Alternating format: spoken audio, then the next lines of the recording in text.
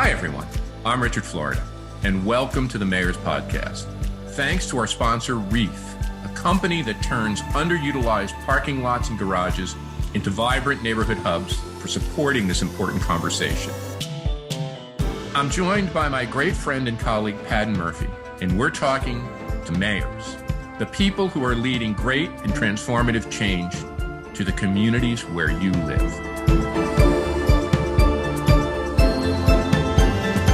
Hi there, world. Coming to you from Miami today, and welcome to the Mayor's Podcast. I'm your host, Richard Florida, and I'm here with my great friend, Padden Murphy from Reef Technology. The Mayor's is our podcast supported by Reef and Blueprint Future, a digital magazine dedicated to building better cities. Every month, we're sitting with mayors and other local leaders to hear about their journey to City Hall, their initiatives and opportunities, the challenges they face, and what comes next for them in their cities. Today, we're talking to the City of Miami Mayor, Francis Suarez. Francis has been mayor of Miami since 2017, when he was elected with a whopping 86% of the vote. Prior to serving as mayor, he served as a Miami commissioner. Mayor Suarez was born and raised in Miami. He's the oldest of 4 kids and the son of former Miami Mayor Xavier Suarez. Mayor Suarez also serves on the advisory board for the U.S. Conference of Mayors and is a commissioner for the Global Commission on Climate Adaptation. Welcome, Mayor Suarez. It's great to have you with us today.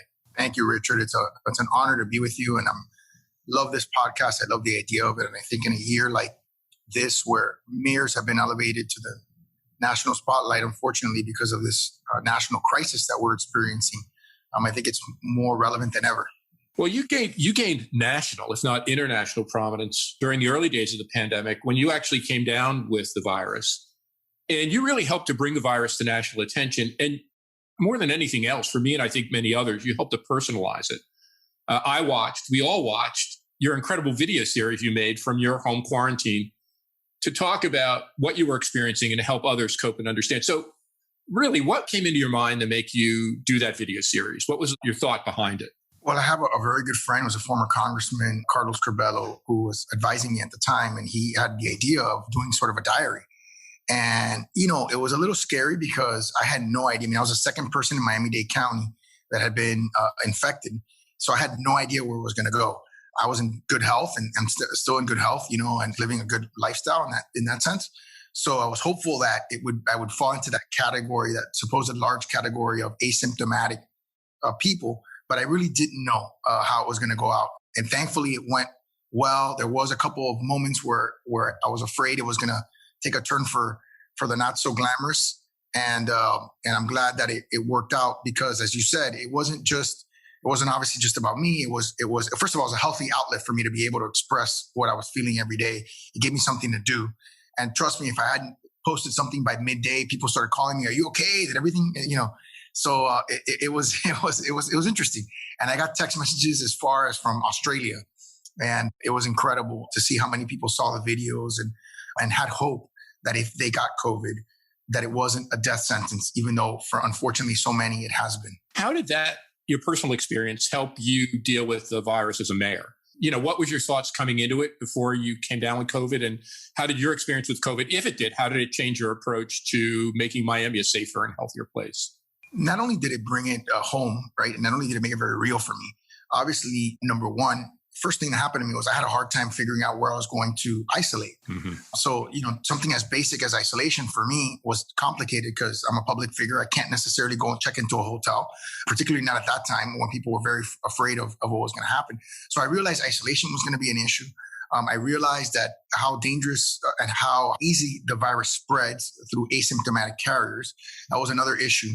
And so I always had in the forefront of my mind that this is a virus that has an incredible potential to spread. And aside from the fact that obviously I became sort of a national and international spokesman at the time, it gave me an opportunity to really focus in on what I was doing. And I think it helped me contextualize what was happening. Now, there's been a variety of positions on how communities and mayors and governors deal with this virus. Some places have been quicker to lock down and shut down. Other places have been more open. Sweden is kind of infamous for remaining open during the entire pandemic, never locking down.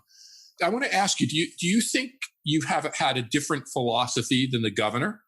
Do you think your philosophies have been aligned? And if so, or if not, where do you think the differences in your approach for the city of Miami have differed or been similar to those of Governor DeSantis or other elected officials? Yeah. So there have been times where I've had certainly differing approaches from not just the governor, but from the county mayor. First of all, I want to thank the governor because one of the things he did was he gave us a lot of autonomy, particularly at the beginning. And I think that autonomy was a reflection of the fact that every city is different and every region is different. And so it's not, unfortunately, this is not one of these things where one size fits all in all occasions. Miami is the densest city in Florida. So we had a tremendously high incidence level. So we needed to deal with it differently. And so I think that was wonderful that he gave us that autonomy. At the beginning, I bumped heads a lot with the county mayor for whatever reason. I guess you could put me on in terms of that scale, right? As someone who was very worried. We're the first ones to cancel large events in the entire country. When we canceled Ultra and Cayocho, which were two festivals that would have brought 400,000 people in close proximity to two major events.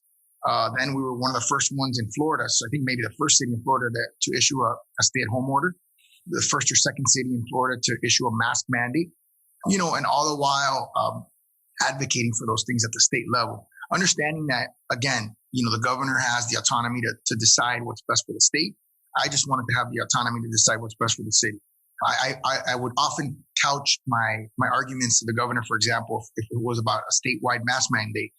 The argument was, look, I can only defend or sort of help those in my city, but I can't control what's happening outside my city coming into my city. So having a statewide mask mandate not only helps the state, but it helps the city because it helps from people that are coming in that have maybe a different set of rules. So those are things that we debated vigorously. The governor has his theory and his perspective, and I've had my theory and my perspective.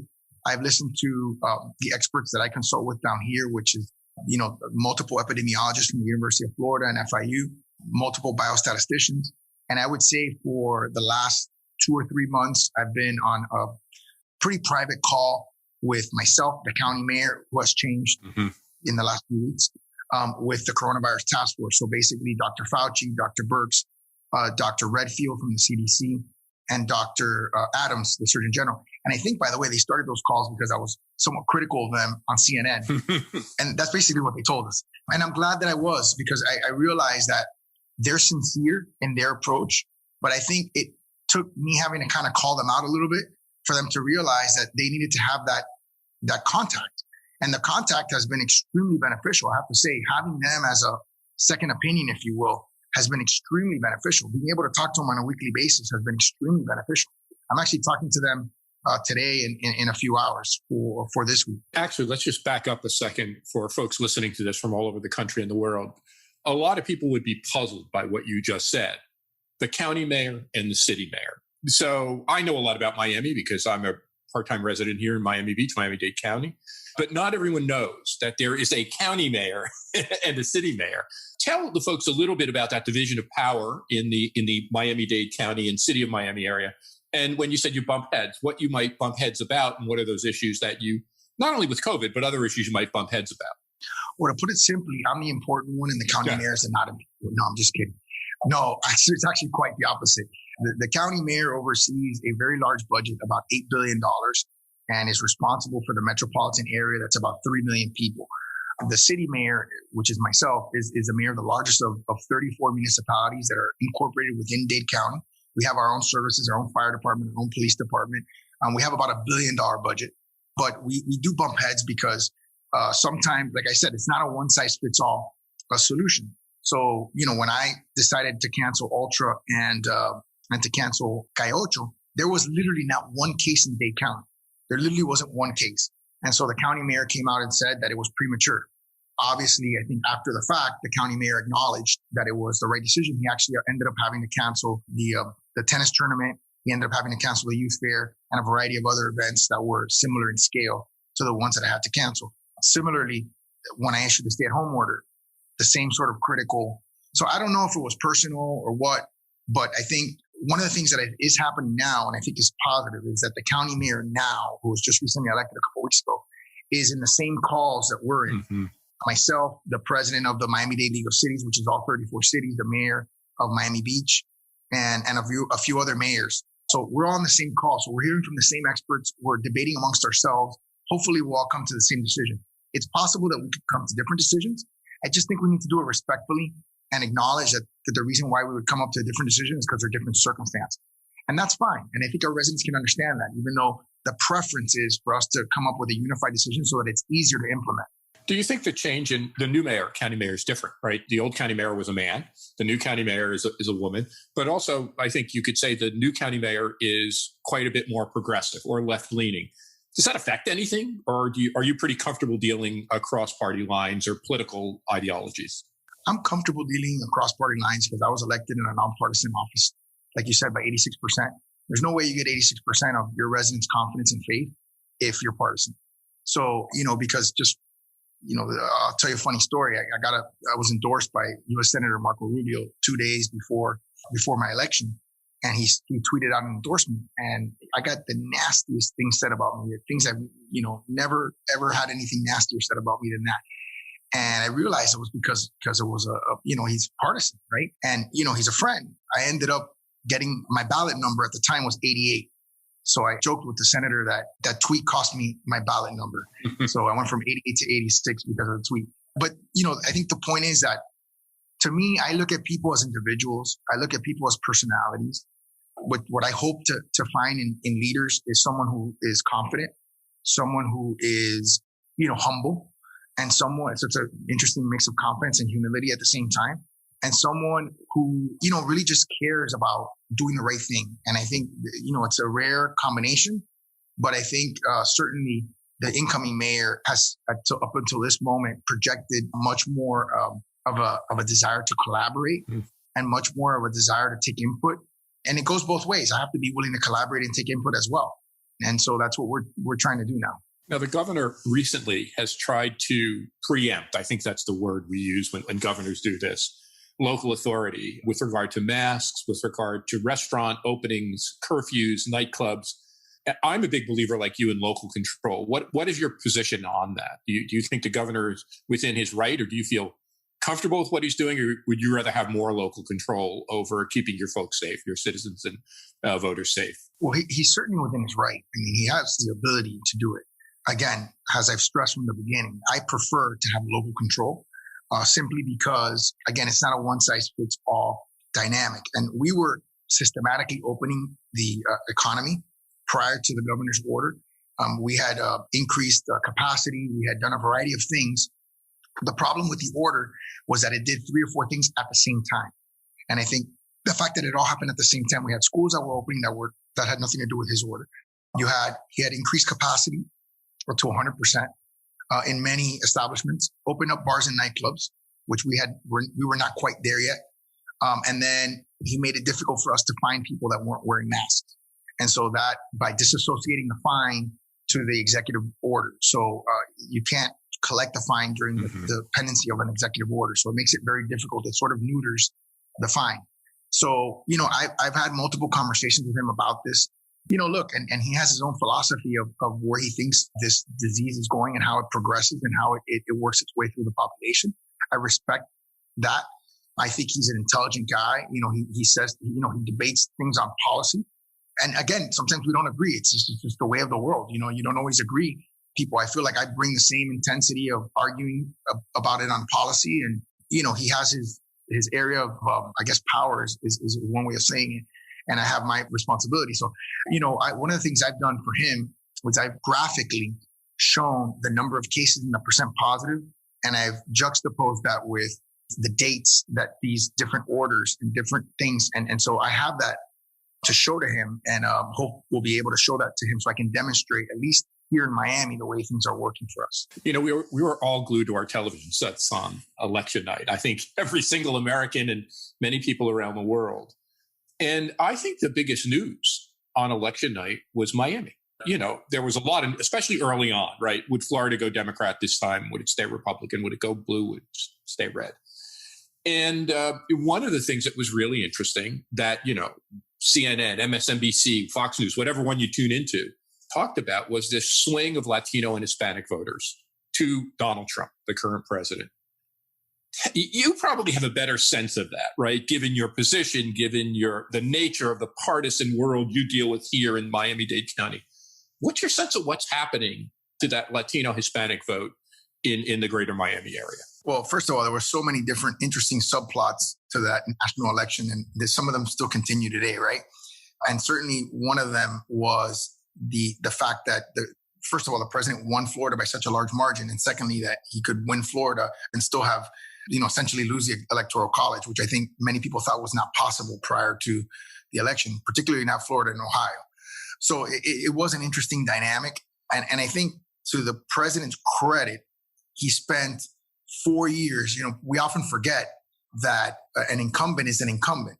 And that means that they're in effect campaigning. It's almost an unfair advantage, right? They're in effect campaigning for the time that they're governing.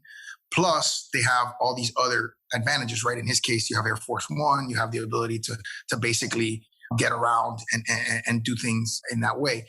And so what he did, to his credit again, and to his, the people around him's credit, is he laid the foundation over years for what would happen in November. And he did that by being very, very strong in terms of his foreign policy with the Castro regime and the Diaz-Canel regime in Cuba. He did it by being very strong in Venezuela. I don't know that in the history of the U.S. we've seen somebody or the United States recognize another leader as the rightful president of a country, when there's someone else there in power. I thought that was a very gutsy move. And obviously a lot of the international community came along with him on that, on naming Guaido the president of Venezuela. So, he took some chances. And I think, there's also a Jewish community that, the fact that he changed, the embassy to Jerusalem.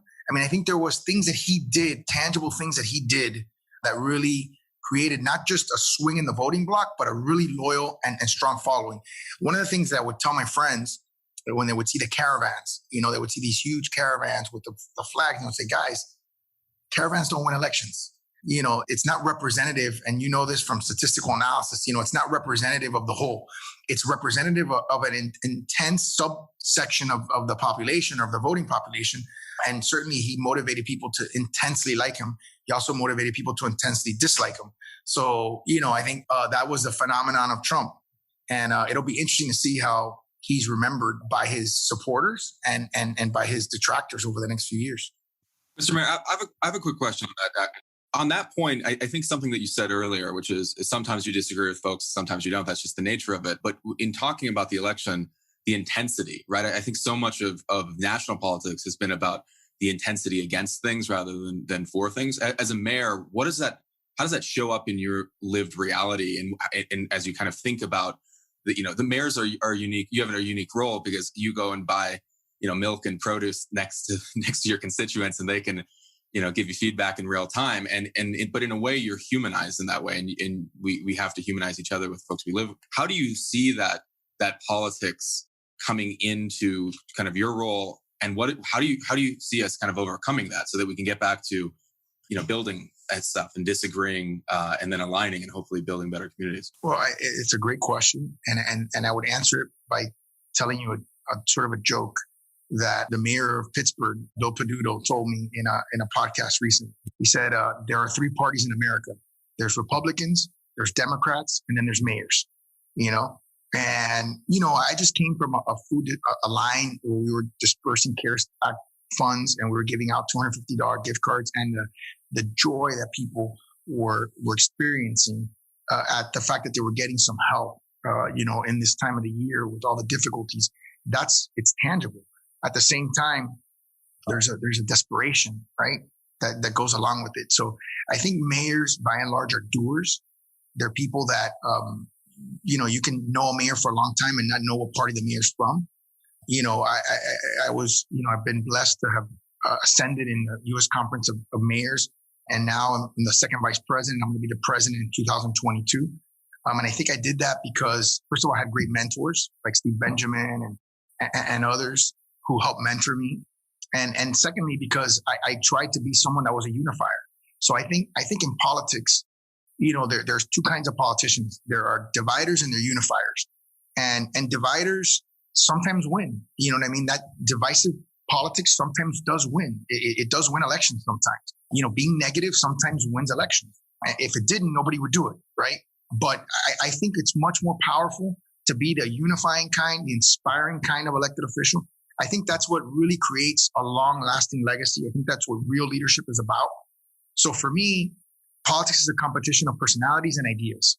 You have, someone with the right set of personalities and ideas that is driven and that's convincing, then hopefully that person will beat someone who is, negative, or oftentimes a negative person wins in the absence of a talented person on the other side. That's what I've seen in my 40 years of being around politics. It's great that you mentioned Mayor Peduto, who, I lived in Pittsburgh for nearly 20 years and was and is one of my best friends. And it's terrific.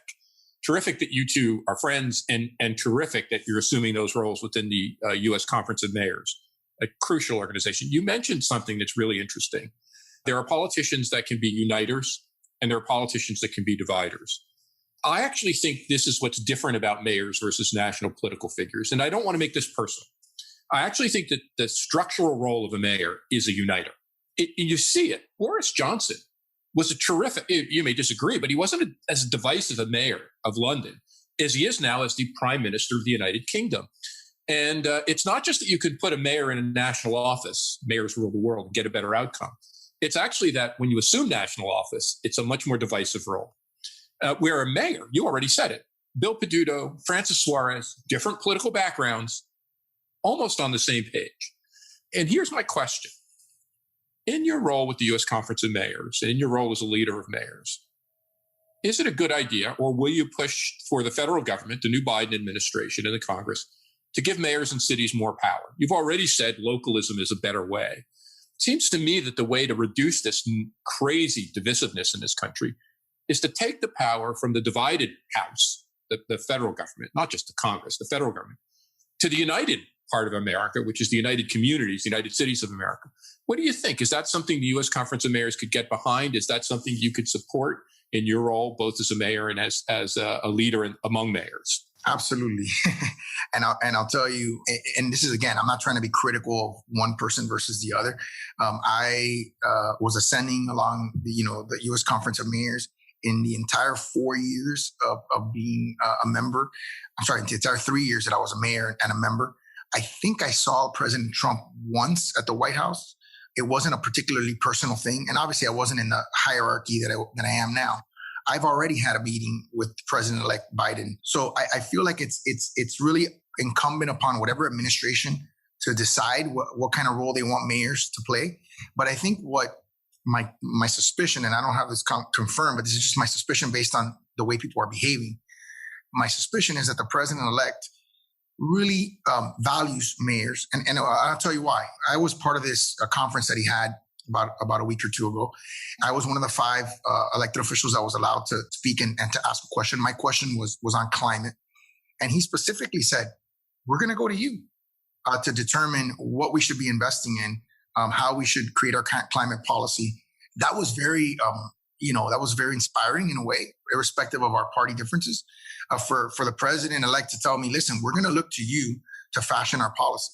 So I'm already working on a series of white papers to publish to see if that creates a bit of a model for the U.S. to go forward with common sense bipartisan policies that will promote our environment and promote the economy of our environment. So, I think it's already sort of happening. And I also think it's a reflection of the election, right? In the sense that you had multiple mayors and past mayors who did very, very well in the election, right? You have Pete Buttigieg from a small city of South Bend, who's a dear friend. You had Cory Booker, who's a U.S. senator, but he was a mayor of Newark. Julian Castro, who was a former HUD secretary, but also the mayor of San Antonio. And you obviously had Mayor de Blasio who ran. So you had a lot of mayors that were running, and I think were very successful. And I think that in combination with COVID, which really did thrust mayors into the limelight. I mean, I did between March 1st and today, I think I've done over 200 national interviews. So, when I got on with President-elect Biden, the first thing he said is, "Oh yeah, I see you on TV all the time." So that helps when you have a platform that you can speak on important issues. it helps because, national leaders will take notice and they'll say, you know what, we want this guy who gets on TV. We want him to speak well about our administration and its efforts. I think President President-elect Biden realizes that mayors have provided the leadership, the C40, the organizations of mayors on climate, on sea level rise, that Miami is obviously a place, along with other coastal cities, that you have to learn from and all the things you're doing, which we're going to get to. I wrote my last book in the wake of the election and actually threw out my last chapter. Maybe you have a chance to revive it for us. In that last chapter, the one I threw in the garbage, I said that the new president, who wasn't President Trump, I was anticipating another president, but let's just put it in this day. President-elect Biden should look to cities for guidance on the big issues of the day. Climate was one. Economic renewal, economic rejuvenation of the country, getting good jobs. Sure. But let's add COVID recovery to that. Yeah. And the proposal I made, and maybe you want to build on it, but maybe you could advance something like this to President-elect Biden, is that in addition to having HUD, which is a fantastic federal department, the president should have a council of cities and community leaders. I don't want to call it a council of mayors because a leader may be different, sure, but a council of communities, a council of cities. He has a national security council. He has a council of economic advisors. But I think if we're going to do this, if we're going to do what he said, take the local initiatives on these hot button issues, climate, COVID recovery, economic recovery, jobs, infrastructure, poverty mitigation. Is that a crazy idea? Could you see a council on cities and communities being part of the advisory structure of the presidency? Yeah, of course I could see it. And I think it seems like that was the direction he was heading. And I don't know if he's going to use the U.S. Conference of Mayors as that vehicle or whether he's going to create a separate vehicle to do it. I think it makes all the sense in the world, because of the principle of subsidiarity. You, as a president-elect, right, as someone who's governing over 300 or 400 million people in a country as large as we are, you always got to find a way to keep your feet on the ground. That's the hardest part. You're flying around in Air Force One and in Marine One, you're in Camp David, you're in the White House, you're everywhere but where the people are for understandable reasons. There's got to be a way for you to remain grounded. And I can't think of a better way than to have a council of mayors, whether it's through the conference or through some other mechanism, to keep you grounded and keep you focused on, we do focus groups all the time. And those mayors that don't do it to their detriment. And I try to interact with people, with real people all the time. I just did it before we came on this podcast. And those who don't do it to their detriment, because again, there's what I call city hall speak, where there's city hall reality, which is what people are doing in city hall. And in city hall, it's a totally different reality than what's happening in the world, right? In your city. The things that are important to people in City Hall are not the things that are important to people on the real world. Whether somebody voted for this or voted for that, or whether somebody, backstabbed or, double crossed this person or that person, all that stuff is insider baseball. And it's all personality driven, but it has no effect, no impact on real people. And when I leave a line like the one I left today, where people are getting a couple of $100 to help them, and those that are getting it are super thrilled. Those that aren't getting it are very upset. It explains to you how real this pandemic is, not just from a health perspective, but from an economic perspective as well. Well, you made my day. And I think you made every urban wonk's day when you used the principle of subsidiarity. I had always hoped I would hear a mayor utter those words. So thank you. And for folks listening in, subsidiarity means decisions are made best at the level closest to the people.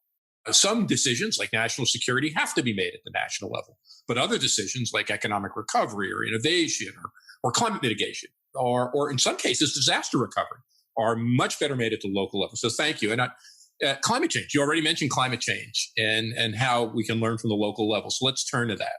I mean, Miami is one of the cities most affected by climate change, by sea level rise. The city and the county, the region have been recognized on its climate action as one of 88 cities to receive a top score on the Carbon Disclosure Project. Thank you. What do we need to do here to get this darn thing under more control? Because the clock is no one ever thought a pandemic would hit us, right? It's the same thing. We know it's coming, but we discount it. What do we need to do as a city and a county and a region? And then how does the federal government or the national level or the international level need to help us or learn from us? Before I answer that, I'm going to go back to your last question. And I'm going to say to maybe refine the last chapter of your book, because I was thinking about this as you were asking the question. And maybe what the president should do is create the Department of Resiliency. nationally. And I think there you can fold in, kind of like what they did with Homeland Defense, where they brought in the CIA and the FBI, and because they weren't sharing information, the CIA and the FBI and all these, and they created the Homeland Defense Department and they brought them all under one umbrella. I think you can bring labor, you can bring commerce, you can bring HUD all into this one department and then have input by the mayors, but it's a Department of Resilience. Because I think one of the things that we're realizing, and now I'll get to the climate right now, is that we as a country and as a city need to be more resilient. And what does that mean exactly? Well, we don't know, because we don't know what the next thing is going to be, right? If you would have asked me last year, what does being resilient means? I would say to Miami, it means being able to deal with a hurricane like Hurricane Dorian, right? Which pummeled the Bahamas and put, 15 to 25 foot storm surge on the Bahamas, right? That would have been my definition of what it meant to be resilient. If you ask me this year, I'll tell you, yeah, that and having to deal with a pandemic and having to deal with social unrest, you know what I mean? All in the same year, which would have been unfathomable before this year. So I think the concept of resiliency is a ever evolving concept for obvious reasons. But I think at the end of the day, in terms of climate, it always comes down to two things, right? Mitigation and adaptation. Obviously, on the mitigation front, thanks to Mayor Garcetti, who also brought me into C40. We're in C40. We believe that the Paris Climate Accord is a great start to getting us to carbon neutrality and carbon positivity, and then or decarbonization is a better way of saying it, maybe. And then I think, unfortunately, because of what we've done and because of the effects of climate change, we have to adapt. And I think that is something that, I was blessed to be named on the Global Center for Adaptation of the Global Commission. It was established by Ban Ki-moon and Kristalina Georgina from the World Bank, now IMF, and Bill Gates. And now it's metamorphosized into the Global Center for Adaptation. We have to adapt. I mean, in the city, we're spending $200 million on a bond issuance called Miami Forever. And the idea is we want to create a Miami that's here forever. And we also want to create a Miami that's here for everyone. And so, that's our brand. And we use that brand as a theme. But we're hopeful that the administration will join forces with us, the state government, even Governor DeSantis has, I think, on environment, there have been many, many moments in which he seemed to be very pro-environment, understands that there's an economic impact to the environment. So it'd be great if we could get help from all these other major governments so that we can create the kind of infrastructure that will allow Miami to be a model, like we've been in so many other ways for cities across the country and across the world. Mayor Suarez, I want to go back to something that you said earlier. We would love to hear from you kind of about how you're thinking about the future and kind of this moment that certainly cities, big ones and small ones, are facing, and that both opportunity and challenges, but also specifically this moment that Miami has. But before we get to that, I would love just to kind of hear your story a little bit. I think the thing that you said, there are folks who are uniters or unifiers and dividers. And you said something that's interesting is negative people sometimes win in the absence of an alternative, in the absence of someone on the other side of the ballot. That you were that alternative, right? But you decided at some point in your life to be that person. And I think for folks who are out there listening, who are thinking about maybe getting involved in their city, maybe running for office, can you just tell us a little bit? I mean, you also come from an interesting background in that you come from a family of public service. Is that something that informed you, or is this in your DNA? Or really, what was the thing that made you say, I've got to do this? But also, what's the thing that made you decide specifically to run for mayor, right? I mean, I think it's right now at this moment, it's becoming increasingly obvious to folks that cities, the path for our future runs through kind of every city in America. But it's a tough job. It's tough politically. People get to complain to you in the grocery store every day. And when you succeed, when you fail, it's with your neighbors. Just share your story with us a little bit of like how you ran. You came to that point in your life and what that process was like, kind of on your journey to mayordom. Yeah. So I think it was Lyndon Johnson that said, when he was having a particularly difficult moment in his presidency, and he said, I could always have it worse. I could always be a mayor. So being a mayor is tough. People don't realize in my case, we're running $1 billion company, with 4,500 employees and 4 labor unions and all the international problems imaginable. If something happens in Cuba, Venezuela, Nicaragua, it affects Miami. You would think, well, why would it affect Miami? Well, you have a huge expatriate population from all those countries, Colombia, Venezuela, everywhere. So it is a complicated job. at the same time, as you said, I grew up, I was blessed. I had, my father was the first Cuban mayor of Miami. I'm the first Miami-born mayor of the city in its 120 plus year history. I did get a chance to see someone up close who sort of redefined the role. And I saw it very, very intimately. I'm not so sure that, when he's been in politics 2 cycles, right? I'm not so sure that I was convinced after the first cycle that I wanted to be in politics. I sort of backed into it. And so I don't think that there's a particular formula. Hey, this is the way you get into politics. What I would tell people is, like with any advice that I would give them about any career, is first get to know about the career. Don't look at the romanticized version of it either on television or whatever. Go and do an internship with someone who you respect and who you think is someone worth working for, and get to know the real nitty gritty part of the job. There's a saying, people see the glory, but they don't know the real story. Oftentimes they see you on television and they think that, and they don't know how much hard work goes into getting elected, how much hard work goes into governing, how much time you have to be away from your family sometimes, and the sacrifices that you have to make professionally to be able to be successful and ethical politically.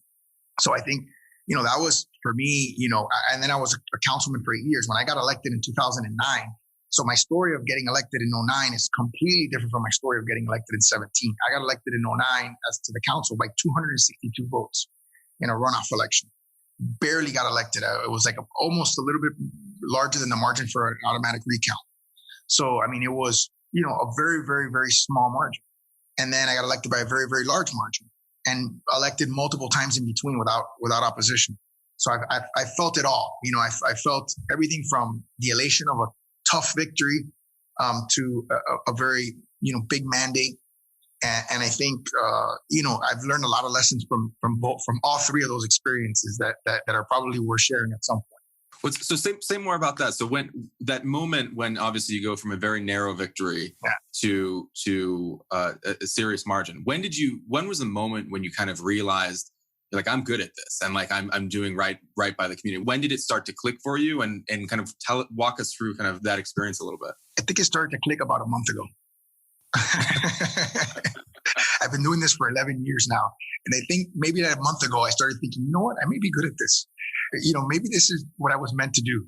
But it wasn't something that happened at the beginning. I was admittedly probably very shy my first couple of years. I was very young. I got elected at 30. I was 30 years old. I'm 43 now. Sorry, I was 32. I'm 43 now. I started running when I was 30. I got elected at 32. And when I got elected at 32, we were in a very bad situation in the city. We were on the verge of bankruptcy. We had a $115 million, what they call do nothing deficit, meaning if we would have done nothing, we would have had a $115 million deficit. And I had to lead in that circumstance in a very uncomfortable situation. We had to cut our wages for our employees and our pension benefits. We couldn't raise taxes for obvious reasons. There was a financial crisis. And we balanced our budget and brought it back to solvency. Now, the city under my leadership is, we have the largest reserves we've probably ever had, highest bond rating we've ever had in our history. We've had the lowest homicide rate since the 1950s, not adjusted for population growth. And so, the city's doing very, very well. But it's not something that I always thought, that I was going to be good at, And by the way, this job has an amazing ability to humble you, an amazing ability. Just when you think you're getting good at it, I almost don't even want to say it, because something happens that puts you in your place and that reminds you that you can't see everything that's coming and that you can't deal with every contingency, and that no matter how good you think you are, you'll have a lot to learn. So I almost fear thinking that. And obviously I have a re-election coming next year and I don't want to take that for granted. All the things I worked hard for, being the president of the U.S. Conference of Mayors, none of that would happen if I'm not reelected. So I want to do everything that I can to maintain the people's trust in my city and hopefully improve upon my 2017 results. One last question from me, Mayor. You've been very generous with your time. Miami is having something of a moment, despite all the troubles with sea level rise, climate change, the COVID hit. I'm going to be on a call right after this, a Zoom conference with New Yorkers, top-level New Yorkers, CEOs, political leaders. What are they going to want to talk about? Why are so many New Yorkers moving to Miami? And that's no BS. That's no bullshit. That's what they're going to be talking about. There's a lot of reasons for that. Some have to do with quality of life. Some have to do with weather.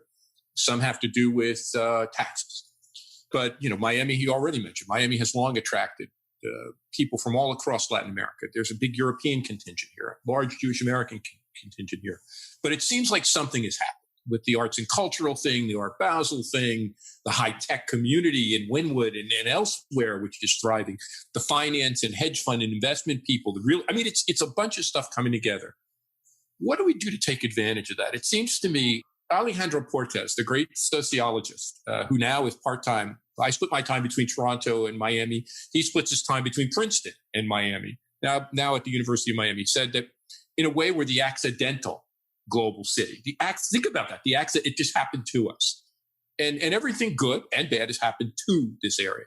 What's the next step, especially as you think about your next 4 years, to kind of harnessing this Miami moment and taking this great global city, which is a great global city, a top 20 global city, and taking it to the next level? You forgot to mention they have a great mayor. No, listen, I don't think it's accidental. I think it's very intentional. I think, when you look at people like Manny Medina, who sold Terramark to Verizon for $1.2 billion and then turned around and created Emerge, which is one of the largest tech conferences in the southern part of the United States. I mean, that was very intentional. His intent was to really create a tech ecosystem. When you look at the Knight Foundation, how much they've spent in the tech space and Venture Hive and all these incubators that were seeded, right, and that were created with an intention to grow a tech ecosystem, you have to fertilize a plant for it to grow, right? And so I think part of it has been very intentional. Some of it has been circumstantial, of course. I mean, I think COVID has accelerated this process because what I've heard from many New Yorkers is, once we became virtual, I mean, look, we're doing this now virtual, and you're going to go to another virtual meeting right afterwards. You were just talking about another Zoom meeting. Once our world became virtual, it accelerated the process of people deciding to live where they want to live, not where they feel like they have to live. And I think that we win that battle. We're very favorable in that battle because of all the things that you mentioned, our weather, our taxes, the diversity of our culture. And then there have been other intentional things like Art Basel. I mean, Art Basel in the art community that has really invested heavily in the city. When you have art and you have tech, those are both major magnets for capital and for people with capital. And then what happens is, I was talking to somebody about this the other day, it becomes exponential. There's like a tipping point, like in Malcolm Gladwell's book, you reach that tipping point where now every time a Blackstone moves in, every time another company moves in, you're not only moving in those jobs, you're moving in all that capital, whether it's intellectual or monetary, you're moving in the connections of a Ken Griffin, of all these people who have come, more and more VC, more and more capital, more and more. So it just becomes a magnet. And I think we have become a magnet. And the truth is that we're also taking in investment from a much more diversified pool of investors globally than ever before. We used to be basically Europe, North America, and South America. And that was it. Now we have the Middle East, Israel, we have, Turkey, India, China, Japan, Russia. I mean, we're getting money from everywhere in the world. And that, I think, makes it different. And I think that there little that we don't have, we're quickly acquiring. And that it will happen over the next 5 to 10 years. And I think people see that. Plus, we also have a tremendous growth envelope.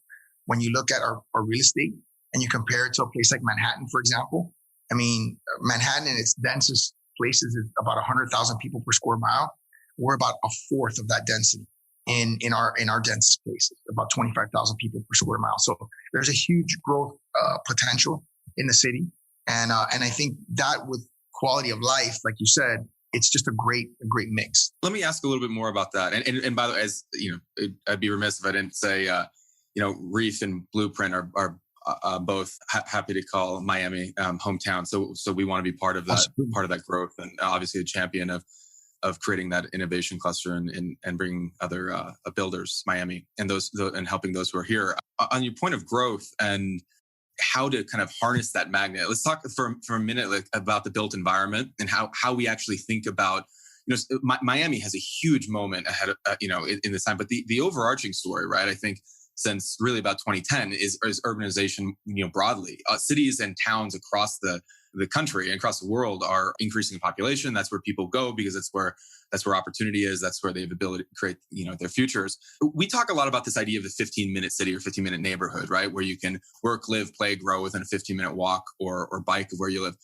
How are you thinking about this? And I know there's Miami's Miami 21 plan, but how should Miami and cities in towns across the country be thinking about how to kind of foster truly 15-minute neighborhoods, walkable, inclusive communities, and kind of move away from more of a car and a commute-based life?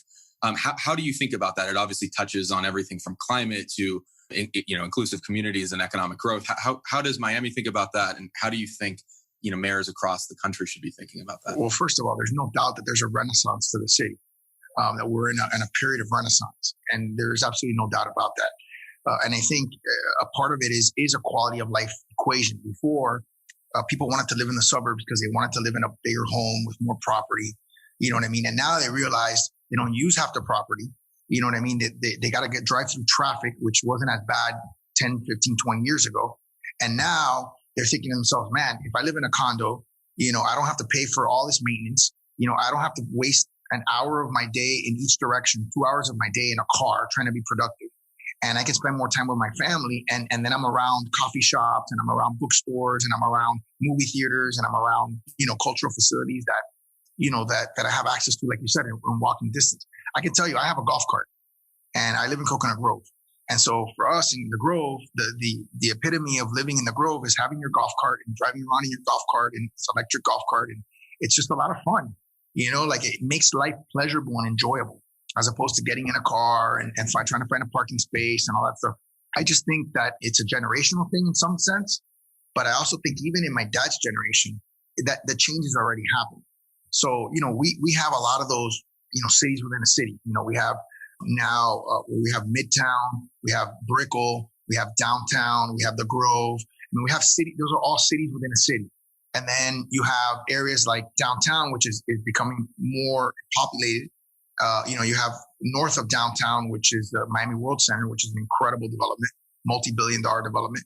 And then you have, Wynwood, which is now starting to populate, right? So now this cool, funky, party, artsy area has residents, which, by the way, creates a variety of different tensions. But that's a story for another day. Just trying to keep all that together and harmonious, right? But it does create a lot of value. And I think people are seeing that value, and that's how they're city building, which is what I like to call it, city building. Mayor, you've been more than generous with your time. Thank you for spending this time with Padden and I, with our listeners and our viewers. And thank you for your story and what you're doing for Miami. It's great to see what you're doing here, and it's great to learn of your involvement at the national level with this spectacular group at the U.S. Conference of Mayors. And you're already, think about this, your engagement with the Biden administration already. And hopefully more good things will come to you and more good things will come to Miami. Thanks very much for being with us. Thank you. I had a wonderful time. It was a lot of fun. And thank you for the engaging conversation. Have a good one. Thank you, Mayor. Thank you. Take care. Hey, everybody. What an incredible conversation with what an incredible mayor.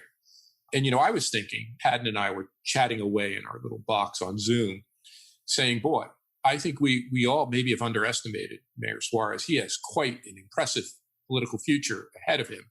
And, as a Republican, and if people were listening in, they would have guessed that. I think most people listening in would say that's a Democratic mayor. As a Republican, boy, oh boy, if the Republicans are looking for a moderate figure with his head screwed on right and his political instincts and policy instincts pointed in the right direction, he looks like the guy. Anyway, Padden and I started this podcast because we believe that mayors are our future. They're the folks developing innovative, practical, non-ideological, real-world, nonpartisan solutions to the vexing problems we in our communities face. Our communities, not just big cities like Miami. We'll be talking to suburban mayors and rural mayors, mayors of large and small communities. That's where real change is happening on the ground. We want to express our thanks to Reef Technology, a company headquartered right here in Miami, for their generous support of this podcast. And thank you for joining us today, and encourage you to tune back in for our next episode of The Mayors. And if you want to read more or hear more, please go to blueprintfuture.com, where our digital assets and our digital magazine is housed. We look forward to seeing all of you here on our next episode of The Mayors. Thanks to all of you for joining our podcast, The Mayors. And thanks to our sponsor, Reef, for supporting this important conversation. We'll look forward to seeing you back here again for our next episode.